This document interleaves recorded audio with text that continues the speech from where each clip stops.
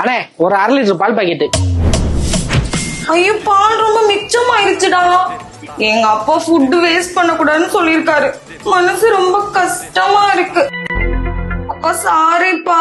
சரி நித்யா ஃபீல் பண்ணாத நித்யா. நாளைக்கு நான் இதுக்கு வேற ஒரு ஐடியா பண்றேன். அண்ணே ஒரு 10 ரூபா பால் பாக்கெட். ஒரு டம்ளர் தான் பால் வந்திருக்கு. எங்க அப்பா எதுவுமே நம்ம மட்டும் சாப்பிடக்கூடாது, மத்தவங்களுக்கு கொடுக்கணும்னு சொல்லியிருக்காரு. இப்போ உனக்கு இல்ல பாத்தியா, மனசு ரொம்ப கஷ்டமா இருக்கு. அப்பா சாரிப்பா. சரி நித்யா ஃபீல் பண்ணாத. நாளைக்கு நான் வேற ஒரு ஐடியா பண்றேன். அண்ணே 2 10 ரூபா பால் பாக்கெட். மறுபடியும் பால் மிச்சமாயிருச்சு.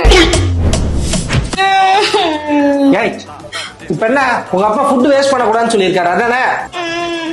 மனசு ரொம்ப கஷ்டமா இருக்கு. அப்பா சாரிப்பா. ஃபுட் வேஸ்ட் பண்ணக்கூடாதுன்னு சொன்ன உங்க அப்பா 2 பேருக்கு வர்ற மாதிரி பால் காய்ச்சணும் சொல்லி தரல. எனக்கு எங்க அப்பா அதெல்லாம் சொல்லி தரல. அதெல்லாம் சொல்லி தர மாட்டாங்க. இந்த வாழ்க்கையில இந்த டாட்ஸ் லிட்டில் பிரின்சஸ் அப்புறம் அப்பாக்கள் செல்லமா வளர்ந்த அந்த குழந்தை மயிர்களை கல்யாணம் பண்ணாலே தான் பிரச்சனை. சரவணா, இந்த மிச்சமான பாலை என்ன பண்றது? உட்காந்து பால்கோவா கிண்டு.